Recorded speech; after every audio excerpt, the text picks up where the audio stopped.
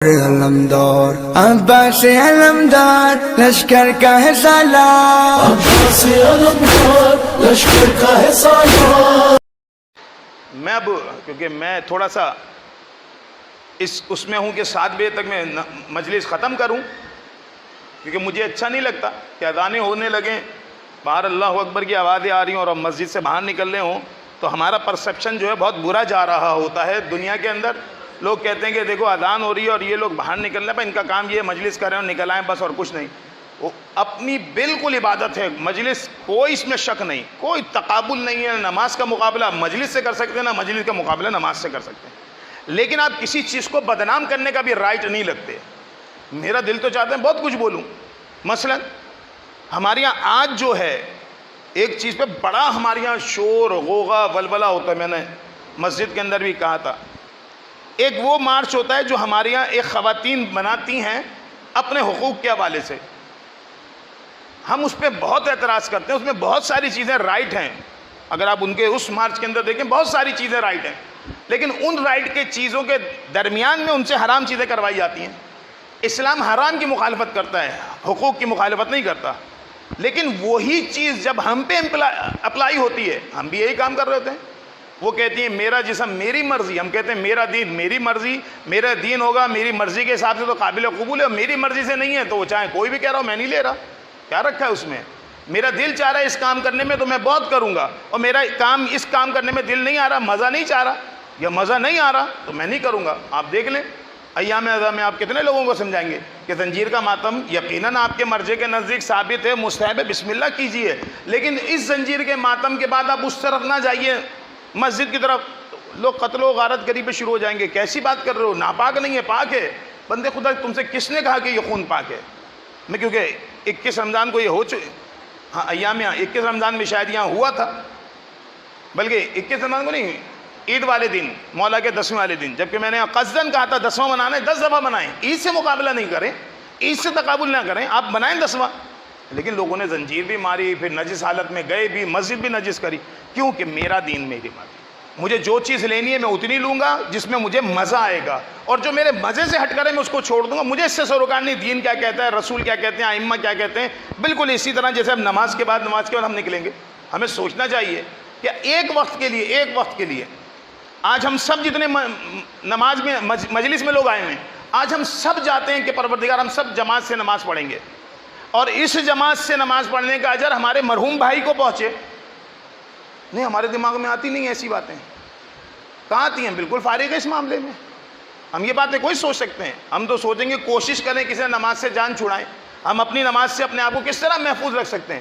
آپ یہ سمجھتے ہیں کہ آپ کا دین اور آپ کی شریعت نے جو آپ پہ چیزیں رکھی ہیں بالکل بے جا اور بیکار ہیں، آپ ایک حرف بھی بولیں گے، بلکہ روایتیں تو آپ مجھ سے زیادہ بہتر جانتے ہیں، رمضان میں روزے رکھنے کے دوران آپ کا سونا، اس سونے میں سانس کا آنا جانا تسبیح ہوتا ہے، اتنی سی معمولی سی چیز جس کی کوئی ویلیو نہیں ہے، ویسے نہیں بات کر رہا، یعنی قدر کے عنوان سے کہ سانس لے رہے ہیں اور آپ سانس کو چھوڑ لیں، لیکن پروردگار کہتا ہے کہ یہ عبادت ہے، یعنی اس چیز تک کوئی عبادت کہا گیا ہے۔ تو کوئی اور عمل اگر آپ پروردگار کی خاطر انجام دیں اور بولے پروردگار اس کا اجر، آج ہم جماعت سے نماز پڑھیں گے اس کا اجر میرے مرحوم بھائی کو پہنچے، آج ہم ایک تسبیح پڑھیں گے، سنگل تسبیح جناب سیدہ کی، کوئی اور بیچ میں چیز نہ ڈالیں، فقط تسبیح پڑھیں، پروردگار میری اس تسبیح کو میرے بھائی کی مشکلوں کے واسطے جو ہے بہترین سبب قرار فرما، وہ تسبیح سے آپ کی جو ہے نا بھائی کی مشکل حل ہو جائے گی۔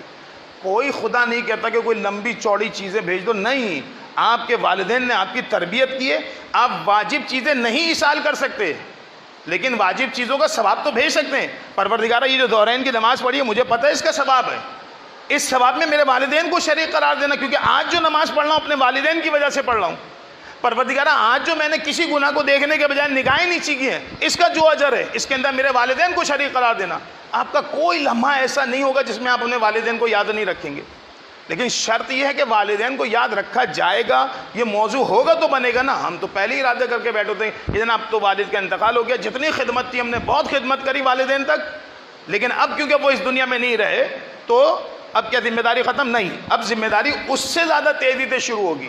پہلے تو آپ کہہ سکتے ہیں کہ والد سامنے تھے، ماں سامنے تھی، جو بھی عزیز سامنے تھا مانگ لیتا تھا، اب وہ سامنے نہیں ہے، اب وہ ایک ایسی مشکل میں ہے کہ اس کا نیکیوں کا یا اعمال صالحہ کا جو ایک طریقہ ہے یا میٹر ہے وہ بند ہے. اب وہ موقوف ہے میرے اوپر, اب وہ موقوف ہے آپ کے اوپر کہ پروردگار میں اپنے بیٹے کو چھوڑ کے آئے. اس لیے کہتے ہیں صالح اولاد والدین کے لیے صدقہ جاریہ ہے کہ پروردگار میرا بیٹا انتظار. بلکہ میں روایت ایک نقل کر دیتا ہوں. کہتے ہیں ایک صاحب نے خواب دیکھا, ایک عالم دین نے, کہ محشر کا جو ہے روز ہے یا محشر کا دن ہے, سب لوگ تیزی تیزی دوڑ دوڑ کے جا رہے ہیں. کیا ہوا بھائی؟ جنت ہے, جنت کا دروازہ, وہ سب دوڑتے ہوئے جا رہے ہیں. وہاں کوئی بزرگوار مل گئے, انتہائی ضعیف سے, ناتوانی کے ساتھ, آرام آرام سے. وہ بندے خدا ان کے پاس گیا, کہا بزرگو یہ سب دوڑ دوڑ کے جا رہے ہیں, آپ کیوں نہیں تیزی سے دوڑ کے جاتے؟ دیکھیں خدا کتنا ارحم الراحمین ہے. کہا آپ بھی تو تیزی سے دوڑ کے جائیں. کہا بھیا میں جو پیچھے چھوڑ کے آیا ہوں نا, میرا بیٹا یا میری اولاد انتہائی نالائق ہے, مجھے بھول چکے ہیں, لہٰذا وہ کچھ بھیجتے ہی نہیں, جس کی وجہ سے نقاہت یہ کہ میں دوڑ کے نہیں جا سکتا, جتنا بھیجتے ہیں اس کے حساب سے میں ایسے ہی چلتا آہستہ آہستہ ہی پہنچوں گا. میرے پاس طاقت نہیں ہے اتنی کہ میں تیزی سے جاؤں, کیونکہ پیچھے سے کوئی انرجی نہیں آ رہی. آج کے زمانے میں سب جانتے ہیں نا کہ انرجی ڈرنک کیا ہوتا ہے, سب پیتے ہیں, سب کو پتہ ہے کہ یہ انرجی ڈرنک ہے, اور پتہ نہیں کون کون سے انرجی ڈرنک ہماری قوم پیتی ہے, وہ تو ہم بہتر جانتے ہیں. تو کہا میں نہیں کر سکتا. کہا آپ کہاں رہتے ہیں؟ تھوڑا سا بات چیت کری تو بتایا فلاں علاقے میں, فلاں جگہ پہ میرا گھر ہے, میرا بیٹا فلاں علاقے میں رہتا ہے. جب وہ اٹھے تو انہیں یاد آیا کہ جو بزرگوار کو دیکھا تھا وہ دھوبیوں کے علاقے سے رہنے والے تھے, دھوبی ان کا پیشہ تھا. بہرحال گیا دھوبی گھاٹ پہ, پوچھتا ان بزرگوار کو, اچھا دھوبی ہے تو دھوبی کوئی بڑی جائیداد تو چھوڑ کے جائے گا نہیں, کیا جائیداد چھوڑی ہوگی سوائے میلے کپڑوں کے یا ایک دھوبی گھاٹ کی شاپ وپ کے علاوہ کچھ بھی نہیں, ڈرائی کلینر کے کیا ہوگا. کہتے جب وہ پہنچا تو دیکھا کہ اس کا بیٹا انتہائی نحیف اور انتہائی غربت کے عالم میں بیٹھا ہوا ہے نہر کے کنارے کپڑے لے کے. تو اس نے کہا کہ سلام علیکم کے بعد کہ آپ فلاں کے بیٹے ہیں؟ کہا ہاں. تو کہا یہ بتائیں کہ آپ اپنے بابا کو کوئی چیز بھجواتے کیوں نہیں؟ کیونکہ میں نے خواب میں دیکھا کہ آپ کے باپ جو ہیں اتنی نقاہت میں تھے اور اتنی زیادہ کمزوری میں تھے کہ ان سے چلا نہیں جا رہا تھا, تو آپ اپنے باپ کے لیے کچھ کیوں نہیں بھجواتے؟ اس نے اتنا سننا تھا, وہ اتنے شدید تیش میں آیا کہ اس نے ہاتھوں میں پانی اٹھایا اور زور سے منہ پہ دے کے مارا کہ یہ لو تمہارے لیے. وہ تو بھیا واپسی آ گیا فوراً. یہ صرف ایک پہلو ہے. اس کے بعد جب وہ رات کو خواب میں سویا تو دیکھا وہی بزرگ دوڑتے ہوئے جا رہے ہیں, پریشان. کہا یہ اچھا ہے, میں گیا تھا ان کی سفارش کرنے کے لیے, بچے نے بجائے ان کے لیے کچھ کرتا, میرے منہ پہ پانی دے مارا. بڑے پریشان ہوئے. کہا بزرگوں کل تو آپ بالکل نقاہت میں اور آہستہ آہستہ چل رہے تھے, آج آپ نے بالکل ایک دم کسی کہ نا دوڑ لگانا شروع کر دی. کہا میرے بیٹے نے میرے لیے کچھ بھیجا ہے. اب سوچیں کہ جب اتنی بات بولیں گے تو ان کو کتنا غصہ آئے گا. کہا یہ کیا بھیجا ہے؟ اس نے تو میری بے عزتی کی, میرے منہ پہ پانی دے مارا. کہا تم نے وہ دیکھا جو پانی دے مارا تمہارے اس پہ؟ کہا تم نے دیکھا نہیں اس کے برابر میں ایک مچھلی پانی سے باہر نکلی ہوئی تڑپ رہی تھی, جب اس نے پانی مارا نا تو تھوڑا سا پانی اس مچھلی کے منہ میں چلا گیا. پروردگار نے اس کے اجر میں مجھے اتنی طاقت عطا کر دی. درود پڑھنے پر محمد والے.